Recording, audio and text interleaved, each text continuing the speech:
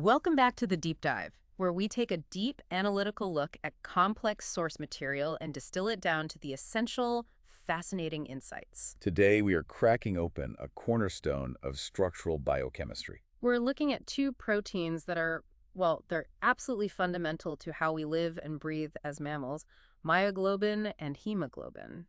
And these are so much more than just proteins. You can think of them as the expert logistics managers for your entire body. Logistics managers, I like that. They really are. They govern everything from, the emergency oxygen supply in your muscles all the way to the bulk transport of oxygen from your lungs to, well, every single cell. And the biomedical importance here is just huge. I mean, when these molecular machines break down, that's when we see devastating genetic disorders. Exactly. Things like sickle cell disease, the thalassemias. This isn't just abstract theory. This is the molecular foundation of human health and disease. So our mission today for you is to really unpack those cause and effect relationships. Why is one protein a great storage tank and the other a world-class delivery truck? And it all comes down to structure.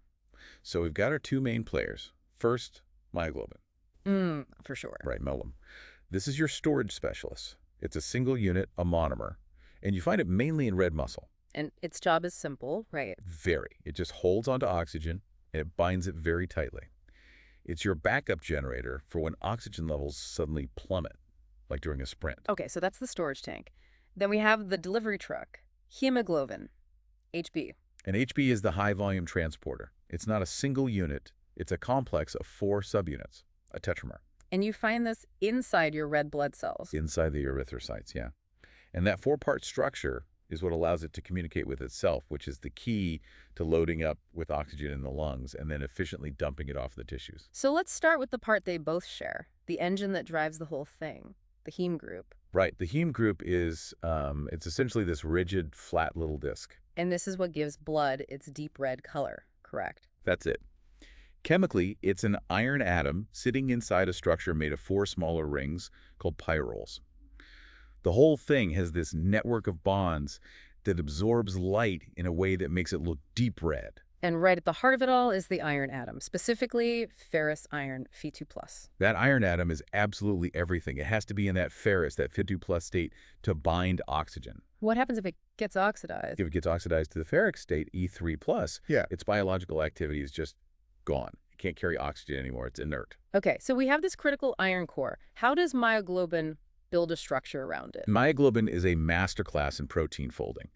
About 75% of it is wound up into these tight coils called alpha helices, and these helices create a very specific non-polar pocket inside the protein. A pocket for the heme to slot into. Exactly. It cradles the heme group, and inside that pocket, 2 specific amino acids, 2 histidines, do all the important work. Okay, so what do they do?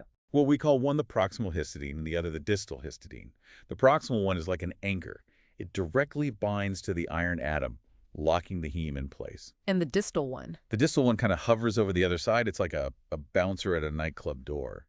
It controls who gets in and out of the oxygen binding site. I love that analogy, and this is where the actual mechanics start. When myoglobin is empty, that iron atom isn't perfectly flat in the ring, is it? No, it's not. It's pulled just slightly out of the plane towards that anchor histidine. The whole heme ring actually puckers a little bit. But then oxygen comes along. And when oxygen binds, it pulls that iron atom right back into the plane of the ring. It's a tiny movement, less than the width of an atom. But that little shift is the fundamental switch for this whole process. That switch brings up a really fascinating problem. Carbon monoxide. Ah, yes. CO. CO binds to a free heme group something like 25,000 times stronger than oxygen. So why doesn't it just instantly kill us? This is where the bouncer comes in. The distal histidine. It's all about geometry. What do you mean? Carbon monoxide prefers to bind in a perfectly straight line, a 90-degree angle to the heme. But the distal histidine is physically in the way. It forces the CO to bind at an awkward bent angle. So its steric hindrance is just bumping into it. Precisely. Yeah. And that structural interference weakens the bond dramatically.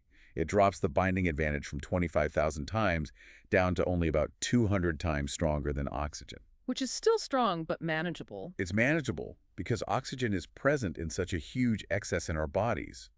That little bouncer, that single amino acid, is literally a life-saving design feature. That is just incredible. Okay, so let's look at myoglobin's performance on a graph. Its oxygen binding curve is described as hyperbolic. Right, it's a very steep curve that flattens out quickly. And what does that shape tell us about its job? It tells you it's built for storage, not for delivery. A hyperbolic curve means it loads up on oxygen really easily, even at moderate oxygen levels. But it doesn't want to let it go. It's a hoarder. It's a total hoarder. At typical tissue oxygen levels, it releases almost nothing. It only gives up its precious oxygen when things get really desperate, like in a muscle that's been sprinting and is screaming for O2. That's when it finally opens the reserves. Okay, so myoglobin is the dedicated storekeeper. How does hemoglobin become this high-speed cross-country transport system? Well, we go from a single unit to a team of 4. Hemoglobin is a tetramer. In adults, it's 2 alpha subunits and 2 beta subunits. And what's amazing is that if you look at a single one of those beta subunits, It looks almost identical to myoglobin. The folding pattern is incredibly similar. It's like nature took the myoglobin blueprint and decided to build a team out of it. but putting them together creates a totally new property. Emergent property, exactly. And that property gives us the famous sigmoidal binding curve. The S-shaped curve, the hallmark of cooperativity. Cooperativity is the whole story for hemoglobin. It just means that binding one oxygen molecule makes it easier for the next one to bind. So they talk to each other. The subunits communicate.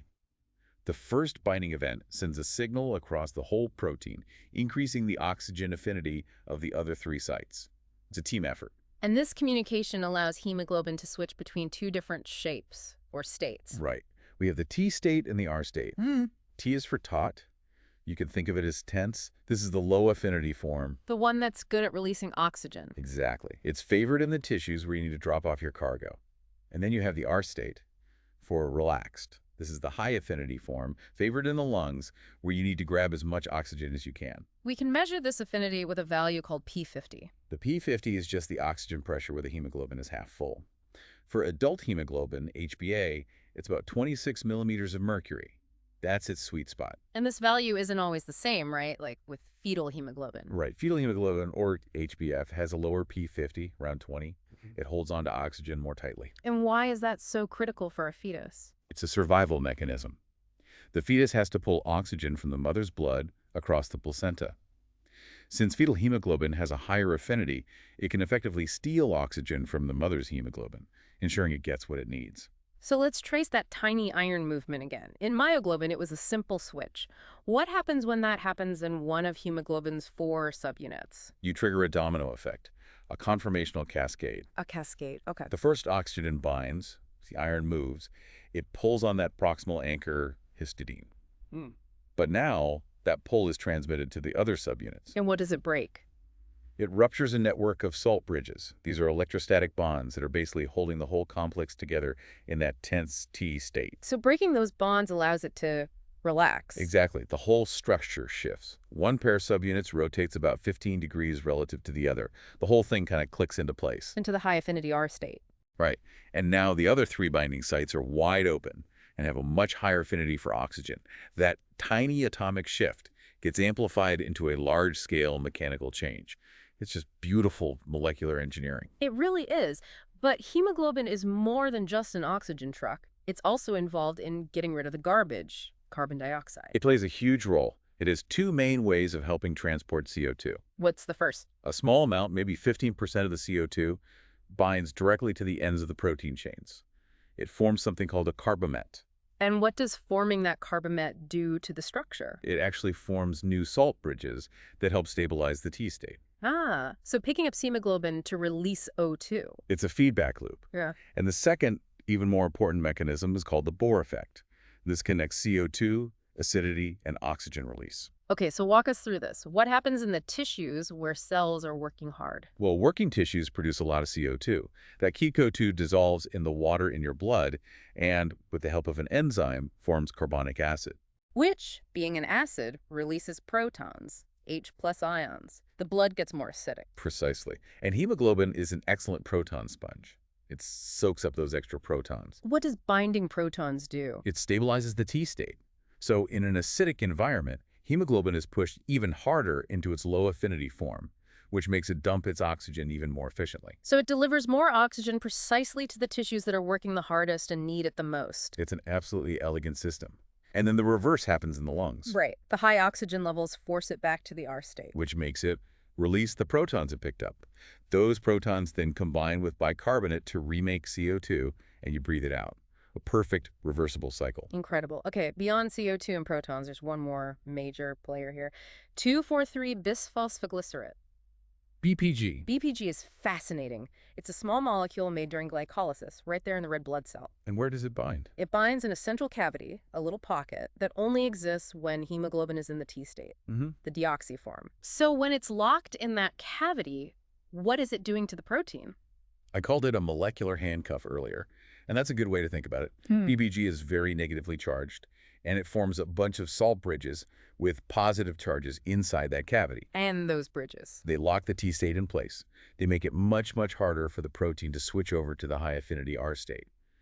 The result is that hemoglobin releases its oxygen much more readily in the tissues. This is the secret to high-altitude adaptation, isn't it? It is. If you go to a high altitude, your body senses the lower oxygen and starts producing more BPG. That extra BPG shifts the curve, making your hemoglobin a better oxygen deliverer to compensate for the thin air. And this also explains the fetal hemoglobin difference. Yes, the fetal gamete chains have a different amino acid in that BPG binding pocket, so BPG can't bind as tightly. Which means HbF isn't stabilized in the T state as much. So it naturally has a higher oxygen affinity. It all connects. We've seen these machines in perfect working order. But to finish up, we really have to look at what happens when there's a flaw in the design. The source notes over 1,000 known mutations. And they can go wrong in a few different ways. You can have issues with the iron, like in methemoglobinemia, where the iron gets stuck in that inactive F3+ state. Or mutations that lock it in that state permanently, like hemoglobin M. Right. Or you can have mutations that mess with the T to R switch, like hemoglobin Chesapeake. It gets stuck in the high-affinity R state. So it grabs oxygen but won't let go. Exactly. The tissues are starved for oxygen. And the body's response is to just make more and more red blood cells to try and compensate, a condition called polycythemia. But the most famous and really devastating example is sickle cell hemoglobin, HbS, all from one tiny change. One single amino acid substitution. A polar glutamate is swapped for a nonpolar valine on the beta chain. And this creates what the text calls a sticky patch. A hydrophobic, water-fearing patch on the protein's surface. And here's the crucial part. There's another complementary patch that is only exposed when hemoglobin is in the T state, the deoxygenated form. I see where this is going. When oxygen levels drop, these deoxygenated HbS molecules now have two sticky patches that can find each other. They start to stack up. They polymerize into long, rigid, insoluble fibers. And those fibers physically warp the red blood cell from a flexible disc into that characteristic stiff sickle shape. Which then causes all the problems, anemia, blockages, terrible pain. It's a tragic example of how a tiny change in primary structure can lead to a catastrophic failure of the entire system. We also see issues of just quantity, the thalassemias. Right. Thalassemias are anemias where you're simply not making enough of one of the chains, either alpha or beta. The factory isn't producing the parts correctly. In one final clinical point, glycated hemoglobin, or HbA1c. A really practical one for diabetes management. Glucose in your blood can non-enzymatically attach itself to hemoglobin, a process called glycation. And since a red blood cell lives for about 2 months. Exactly. The amount of glycated hemoglobin, your HbA1c level, gives you a snapshot of your average blood sugar over the last 6 to 8 weeks. It's like a long-term report card for glucose control. What an incredible journey through these molecules. Let's try to synthesize the key takeaways here. I think the number one lesson is that structure defines function. Myoglobin, the monomer, has that hyperbolic curve, perfect for storage. Hemoglobin, the tetramer, has the sigmoidal curve and cooperativity for transport.